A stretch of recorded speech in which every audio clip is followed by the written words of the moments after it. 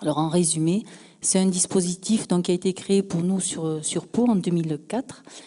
C'est un dispositif qui permet justement d'accompagner des projets d'habitants, mais de façon un peu particulière. C'est-à-dire qu'il y a un financement provenant de la politique de la ville. C'est une enveloppe financière, donc à peu près en 2004-2005, c'était à peu près 10 000 euros, qui permet à un comité de gestion qui est constitué d'habitants, de représentants d'associations, un représentant de la politique de la ville et un élu de statuer et de recevoir des projets, des groupes d'habitants ou d'associations qui présentent leurs projets et ils statuent pour savoir qu'est-ce qu'ils leur donnent comme financement. J'avais dans l'idée, au vu de mon expérience sur le territoire, de créer pour moi j'avais appelé ça un fonds de solidarité. Et ce fonds de solidarité, c'était, dans ma tête, c'était un peu tant un observatoire social local qui aurait pu comporter des acteurs locaux, des représentants locaux, mais qui avait aussi une enveloppe financière à gérer pour accompagner ces projets d'habitants. Et donc j'en avais parlé en interne aussi, mais aussi avec Sophie, qui travaille donc la politique de la ville, et qui me dit, mais il me semble, je crois que ça existe par ailleurs. Donc on a fait des recherches et on s'est rendu compte qu'il y avait ces fameux fonds d'initiative qui existaient dans d'autres régions. Et très vite, on a fait appel à d'autres associations du quartier qui faisaient aussi de l'accompagnement de projets d'habitants. Donc il y avait, je ne vais pas les oublier, nous étions la Pépinière, Vivre ma ville, le Club Initiative Solidaire, le Joyeux Béarn et l'APSAP. Donc on est parti dans cette expérience et il y a eu 2 réunions publiques qui ont eu lieu et avec une invitation des habitants par voie d'invitation mise par des porteurs de la mairie dans chaque boîte aux lettres. Et des gens se sont présentés et on a pu constituer le premier comité de gestion avec à peu près 14 titulaires et des suppléants. Mais c'était pas tout, ça s'arrêtait pas là. C'était pas tout d'avoir un comité de gestion. On nous a demandé qu'une délégation aille soutenir, présenter ce projet en conseil d'administration de la communauté d'agglo de Pau. Effectivement, le projet les intéressait, sauf que par rapport au projet initial que l'on avait, il y avait des représentants d'habitants, d'associations, Sophie, un représentant de membres fondateurs, les associations que j'ai nommées tout à l'heure, et c'est tout. Et il nous a été demandé qu'il y ait un élu. De toute façon, on n'avait pas trop le choix, donc on dit ok, bingo, on démarre. Donc on a démarré le comité de gestion le premier en 2005, et donc on a commencé à recevoir donc des premiers projets d'habitants, de collectifs. Et donc, je ne sais plus si c'était la première ou la deuxième réunion, l'élu en question est venu. Il était présent, sympathique, il a pris pas mal de place dans la discussion. Et tout s'est très bien passé. Donc, il a constaté que la démocratie, les décisions ont été prises de façon très démocratique. Donc, entre 2005 et à ce jour, on n'a plus revu d'élus. À ce jour, en 2013, ça a essaimé sur Pau.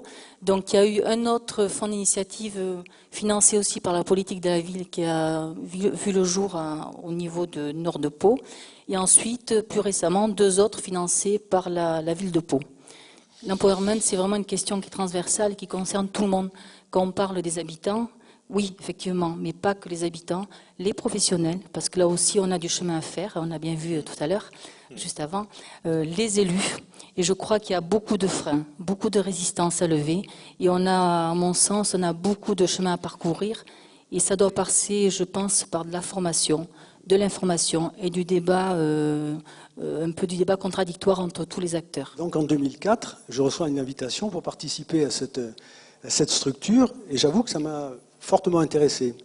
D'abord, par le mode de désignation, le quartier a été structuré en 3 zones et on a pris des habitants représentatifs de chaque zone. Et ensuite, ça a été notre mode de fonctionnement qui m'a paru aussi très intéressant, c'est qu'à chaque séance mensuelle, on désignait un président et on désignait un secrétaire de séance, qui faisait qu'à tour de rôle, on a pris la responsabilité d'animer la séance. Donc on accueillait le porteur ou l'association porteuse de projet, il se retirait et nous délibérions. Et donc il y avait un tour de table pour savoir évidemment si on soutenait le projet et un deuxième tour de table pour savoir quelle valeur on apportait, puisqu'on peut offrir jusqu'à 1 000 € de soutien. Donc ceci m'a vraiment fortement intéressé. Et c'est vrai que quand le conseil de quartier ensuite s'est mise en œuvre, j'ai essayé de contribuer à ma petite façon, je ne sais pas comment il faut dire, mais j'ai essayé de faire fonctionner ce conseil qui est quand même assez délicat quand même, hein, parce qu'on nous a fait dire quelles étaient nos préoccupations et il s'est retrouvé 8 groupes de réflexion. Le conseiller de quartier nous a dit, vous délibérez et à chaque séance du conseil de quartier, vous nous ferez part de vos réflexions. Et quelquefois, on attend la suite. Non, mais on est passé, si vous voulez, un petit peu du système de concertation à un système d'information. Ça décourage les gens. Il y a eu un glissement. Donc j'ai connu le FIH grâce au Petit CAF, qui est un café associatif sans alcool. En 2005, le Petit CAF a fait appel au FIH pour financer un gros projet d'animation. C'était du tango argentin. Et c'est là qu'on s'est rendu compte que pour faire un dossier de financement, si simple soit-il, là aussi, on n'a pas toujours les compétences et les connaissances nécessaires. Mais bon, on s'est quand même attelé à la tâche et voilà, on a obtenu gain de cause. En 2006, donc, comme le FIH qui renouvelle son comité de gestion chaque année, a contacté le Petit CAF et d'autres associations pour que les porteurs de projets qui avaient été financés parlent de leur expérience et de ce que cela leur avait apporté. Moi qui aime bien tchatcher et discuter, j'ai trouvé sympathique d'y aller. Et d'ailleurs, j'ai bien fait puisque le compte rendu que j'ai donné aux administrateurs nous a donné l'envie après de nous inscrire au comité de gestion en tant qu'association. Et j'ai même réussi à motiver d'autres bénévoles que moi pour participer chaque premier jeudi du mois aux réunions du comité de gestion. Pour moi, le FIH est le tremplin idéal pour une petite structure comme la nôtre, quelque part de se créer un réseau de partenaires associatifs, parce que c'est vrai qu'une petite association toute seule, c'est pas évident. C'est pas évident de faire sa place, d'exister, et puis il faut tout le temps faire ses preuves pour dire que oui, on est là, on a quelque chose à apporter aux habitants.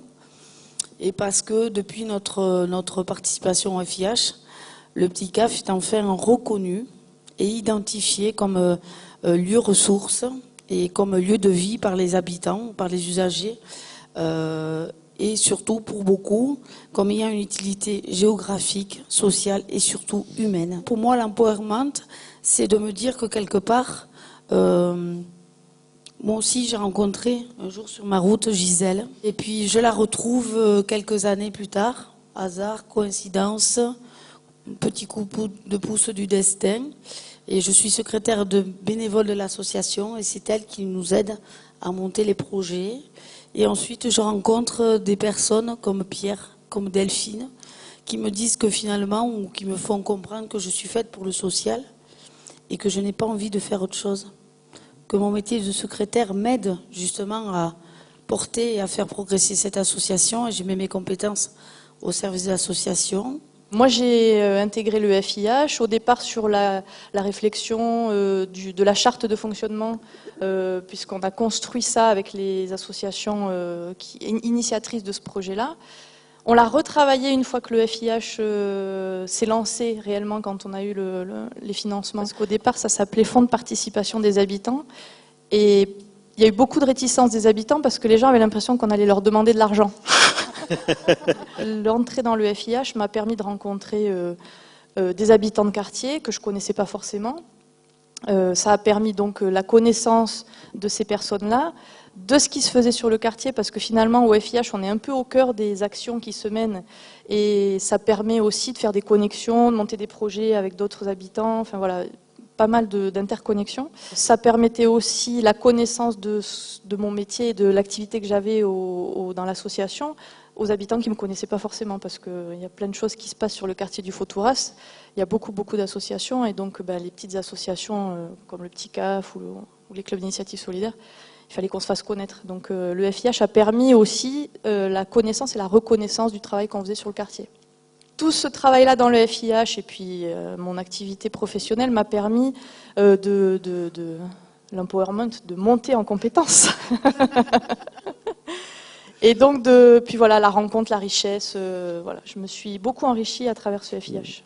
Les élus ont besoin d'interpellations, de contradictions, et ça se fait que quand effectivement on est rentré peut-être par le biais d'un fonds de participation des habitants. C'est une porte d'entrée, je dirais, pour commencer à découvrir le monde de l'engagement, du partage, de la solidarité entre des associations, et je crois qu'il y a un enrichissement personnel des individus créé par tout cela qui est extraordinaire. Et nous, notre rôle, c'est de donner certes les subventions, mais au-delà de ça, les clés, soutenir ces projets qui permettent à ces habitants de venir développer